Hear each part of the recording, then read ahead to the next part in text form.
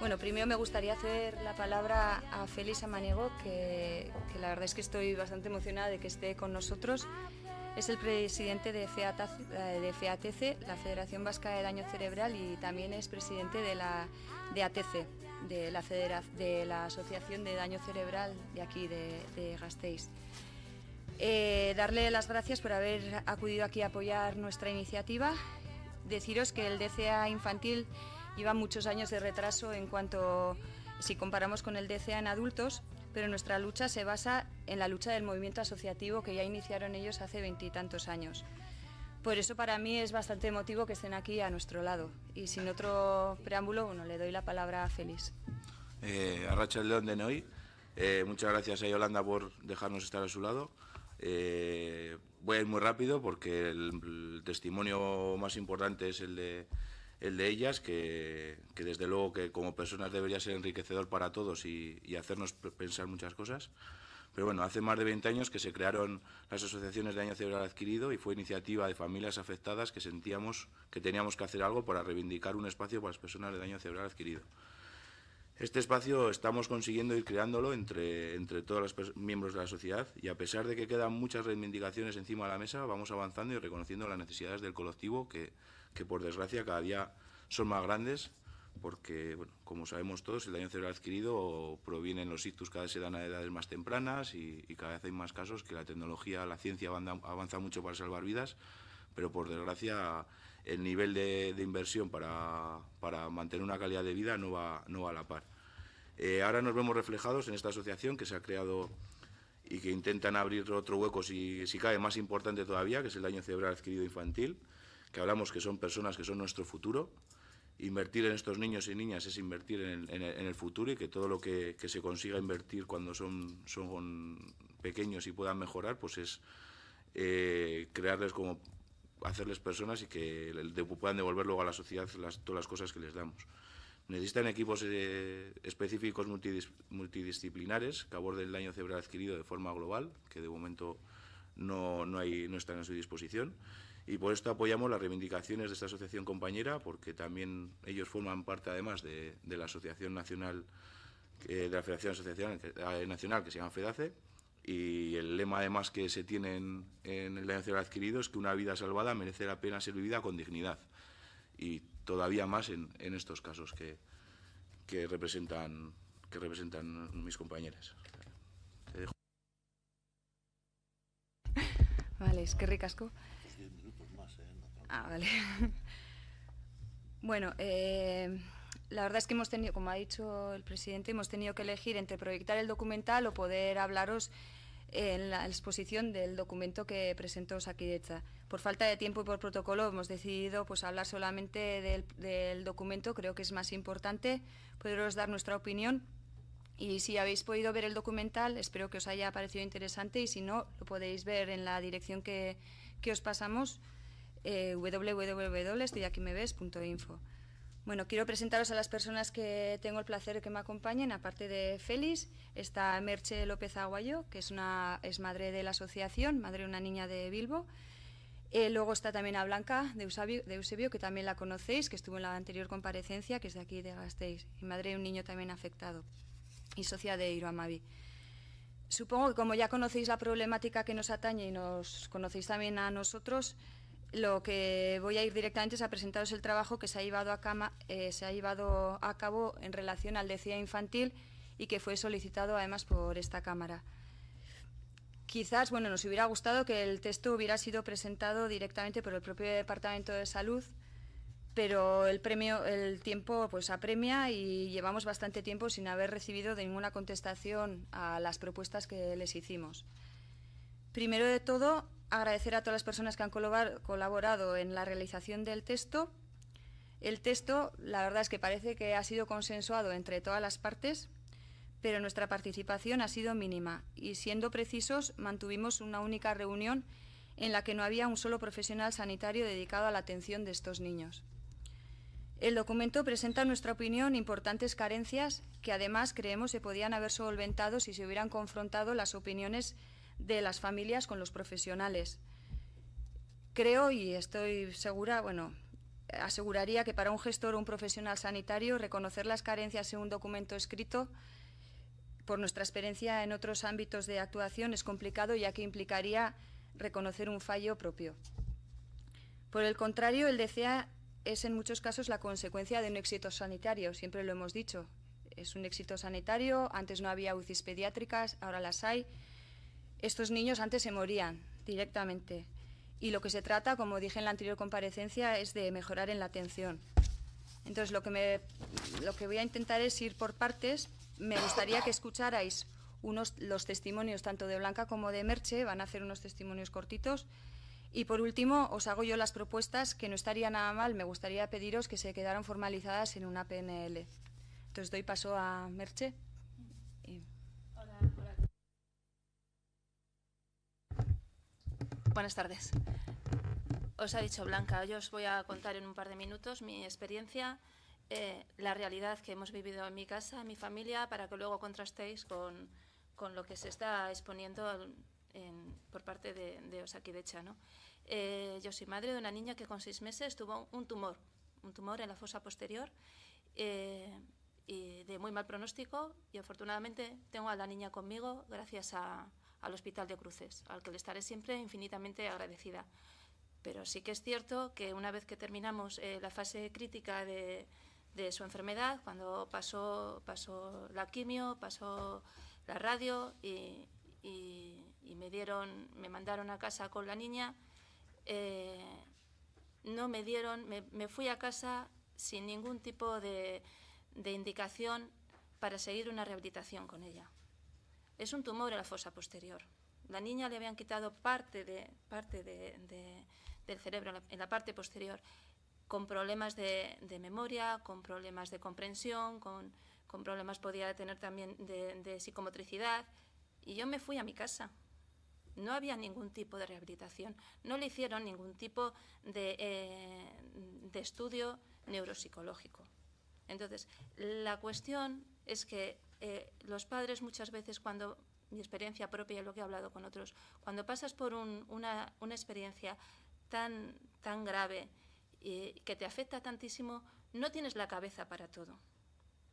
Y ahí estás completamente volcado en la supervivencia. Y otros factores que son muy importantes, a lo mejor tiene que haber otra persona mucho más fría y mucho más competente en ese momento, que tiene una energía que tú no tienes en ese momento, para indicarte cuáles son los caminos a seguir. No es posible que te vayas al hospital y no sepas a dónde acudir. No es posible que a un niño que tiene un daño cerebral te digan que lo lleves al colegio y que allí le van a tratar. Porque el colegio, yo comprendo al profesional, yo soy un profesor y me sentiría muy agobiado de encontrarme con una educación, un reto al que no estoy preparado para conseguir y para tener éxito con ese niño. Entonces, yo desde aquí pido que se haga un protocolo, que se oriente a las familias, que se les diga a las familias que existe el daño cerebral, que hay una rehabilitación. Si no existe en Osakidetza, que se cree.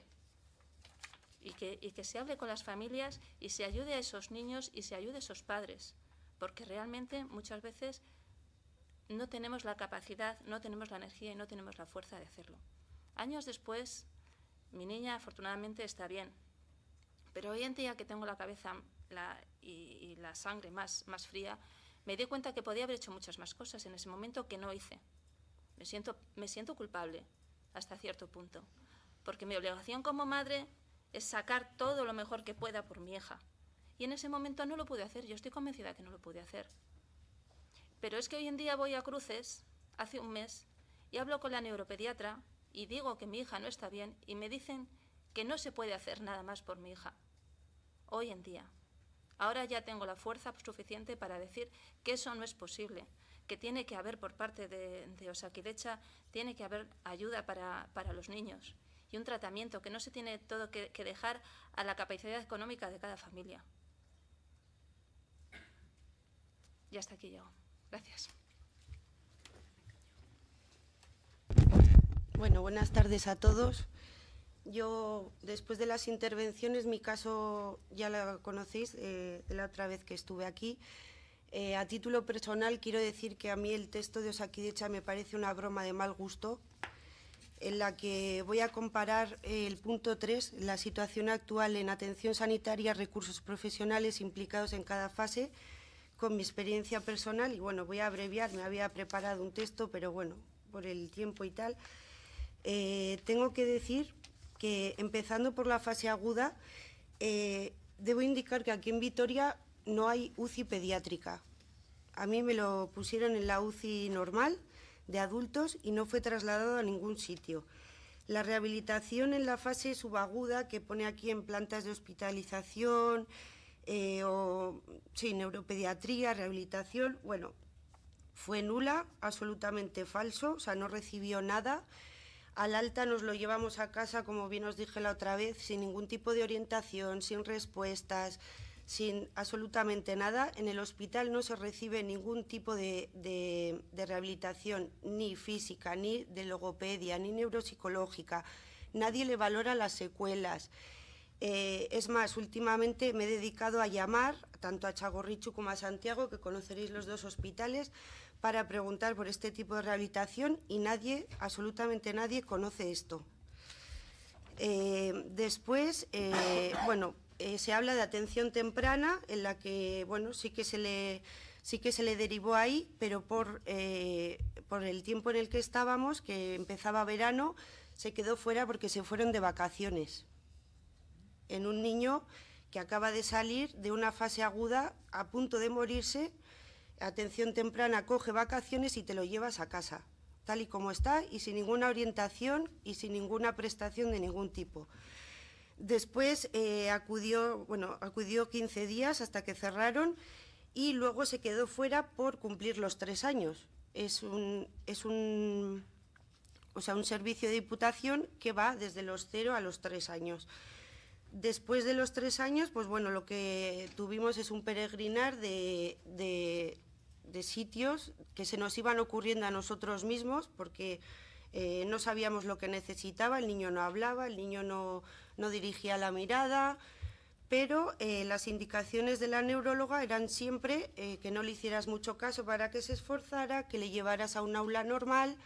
Entonces, bueno, cuando pasó el verano lo llevamos a un aula estándar, en el que tuve que acudir día tras día yo con él al colegio, día tras día durante todo el curso, porque no sabían qué hacer con él, no se podía atender, no se le podía tener de ninguna manera en clase. Después de eso, empezó a intervenir el Berritzegune, que también se nombra aquí, y aparte de las deficiencias, la falta de personal que tienen, el desconocimiento sobre el daño cerebral adquirido, tenían incapacidad para ayudarle. Tardaban igual 3 meses en hacer una valoración para saber o intentar poner remedio a lo que él necesitaba. Después de esos 3 meses de valoración, llegaban a la conclusión de que, bueno, no se le podía poner una persona para él solo, por recortes, por falta de medios, por lo que fuera. Después del primer curso ha pasado por aulas estables, en las que tampoco se le ha podido atender correctamente, y tras 4 años de peregrinar, de sufrir mucho la familia y de sufrir él, ha acabado escolarizado en el Colegio Gorbellalde de Vitoria, que es un centro de educación especial en el que no debería estar, según la opinión de los expertos, y bueno, es la única manera de que el niño pueda estar atendido a nivel, por lo menos, de su seguridad, porque el niño tiene una epilepsia refractaria, se cae al suelo y bueno, necesita una persona, además, que le dirija constantemente, porque se ha quedado con problemas de comportamiento y bueno, está desinhibido, etcétera. A todo esto, el único profesional que hemos tenido siempre, que aquí pone, bueno, pues que hay neuropsicólogos, tal, la única ha sido la neuróloga, que la neuróloga, bueno, yo entiendo que está limitada a lo puramente clínico, a los fármacos, a decir si necesita una operación, si necesita ser derivado a Madrid, en el Hospital del Niño Jesús, que es donde le han atendido, donde le han operado, etcétera. Y esa figura yo no la he visto por ningún lado. A todo esto, bueno, pues fue derivado también a la UPI, que es la Unidad de Psiquiatría Infantil, donde lo que hicieron fue probar y probar fármacos. Son fármacos que, bueno, no estoy hablando de paracetamol, estoy hablando de psicóticos, neuropsicóticos, no sé, tranquilizantes, para niños hiperactivos, para todo lo contrario. O sea, lo que hizo fue ser un conejillo de Indias, y cuando terminaron con él, lo que hicieron fue no volver a aceptar un caso de daño cerebral adquirido en esa unidad, porque no están preparados y porque no saben lo que tienen que hacer con ellos. Después, bueno, la información hacia los padres, que también hace mención, bueno, es nula. Los propios médicos al alta lo que hacen es encogerse de hombros cuando preguntas ¿qué hago? ¿Qué va a ser de este niño? ¿Va a hablar? ¿Qué le ha pasado? No saben nada. Y a partir de ahí, repito, o sea, ninguna información, ninguna orientación, ninguna valoración para saber qué es lo que necesita, dónde debes llevarle, más que la indicación de la neuróloga de llevarle a un aula estándar. Y bueno, en conclusión, porque bueno, creo que ya queda patente cómo estamos todas las familias, Osakidetza creo que está tratando de tapar las deficiencias, en mi opinión, y quiero pensar que es así, porque si no lo fuera, y todo esto que redactan es cierto y existe todo esto, a mi hijo no se le hubiera ofrecido. Creo que tendríamos que tomar otras medidas, porque yo me siento ofendida. O sea, quiero pensar que es mentira, o sea, que quieren taparlo, porque si no, no me lo podría explicar, vamos. Y también tengo que decir que creo que si esto existiera, Osakidetza no estaría costeándome, como está haciendo ahora mismo, después de peleas y peleas, un tratamiento en el centro hospitalario privado de Aita-Menni en Bilbao. Creo que si Osakidetza tuviera estos recursos, nos los daría, en vez de pagar costes privados. Y nada más.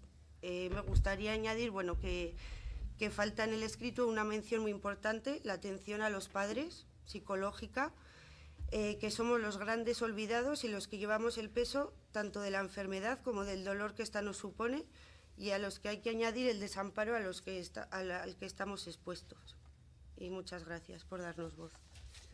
Bueno, termino en 3 minutos, en 4. Vale. Bueno, ¿tenemos algún testimonio más? Nos quedaría otro testimonio de Guipúzcoa para completar los 3 herrialdes. Si lo quisierais, os lo podemos pasar también.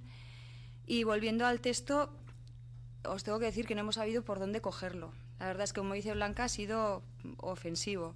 Plantea la situación idílica y perfecta de atención a los niños con DCA. Pero claro, es irreal, no es lo que existe actualmente. Y os voy a poner un ejemplo. En la reunión que mantuvimos con Osakidetza, el neuropsicólogo que nos acompañaba, que era profesional de Aita-Menni, comentó que muchos pacientes suyos eran recomendados por médicos de Osakidetza para realizar tratamientos ahí, en Aita-Menni. Esto la verdad es que me parece muy fuerte. Y es curioso que alguno de los profesionales autores de este documento que ha redactado Osakidetza está aquí y ha atendido a nuestras familias también. El texto creemos que no detalla un programa concreto, que no pone en ningún sitio plazos, utiliza planes recientemente aprobados para esperar y no hacer nada. Esto nos obliga a seguir peleando por nuestros derechos. Como podéis observar en el texto de Gorliz, que os he mandado un link, que no sé si lo habréis podido mirar, ahí es un protocolo y presta servicios multidisciplinares que se prestan ya en Osakidetza, solo que los menores no pueden participar una vez salen de la fase aguda. Por tanto, nuestra conclusión es que se ha perdido una oportunidad de tratar de mejorar esta problemática. La iniciativa parlamentaria fue inicialmente tomada por Laura Garrido, que estamos agradecidos, y la PNL fue firmada por todos los grupos, cosa que os agradecemos también. Y, por tanto, creemos que se nos ha hecho perder el tiempo a nosotras, a vosotras y, lo más importante, a los niños y niñas afectados y a sus familias. Iru Hamabi va a seguir existiendo. Contamos con el apoyo de FEATC en Euskadi y también estamos colaborando con FEDACE en el ámbito estatal. En adultos existen muchísimas carencias, como ya lo sabéis, pero en niños queremos que sepáis que partimos de -10. Como comentaba antes con Félix, llevamos muchos años de retraso, ¿no? Repito que estos niños antes se morían. Ahora hay que dar el paso de atenderlos como se merecen. Seguirán llegando casos. Hacemos como el avestruz, escondemos la cabeza, vemos que no pasa nada. Entonces, lo que os solicitaríamos, que creemos, primero se percibe bastante autocomplacencia en el texto, y lo que solicitamos es que se revise este documento y, muy importante y en paralelo, porque no querríamos perder más tiempo, la calendarización de un despliegue de recursos y servicios sanitarios para estos niños y niñas en Euskadi.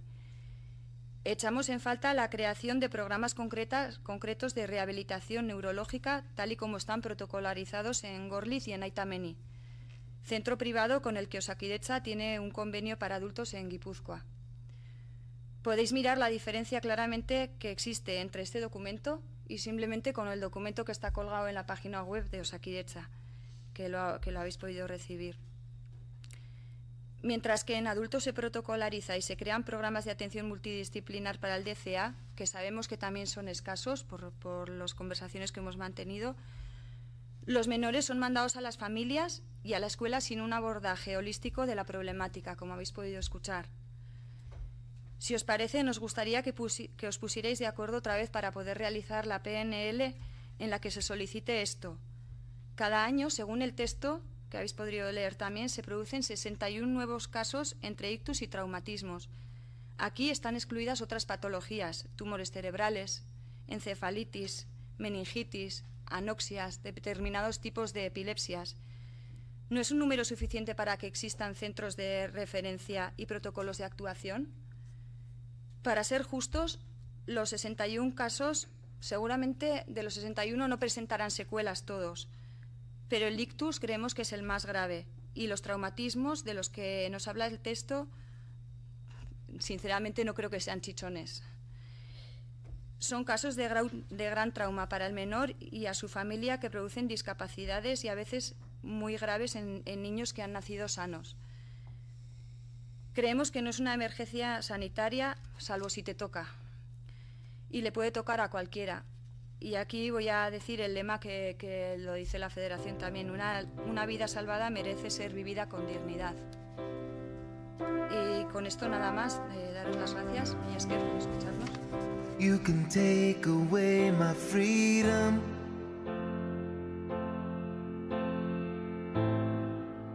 but my spirit will run free.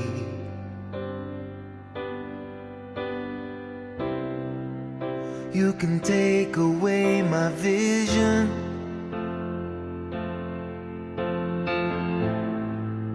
that don't mean that I can't see.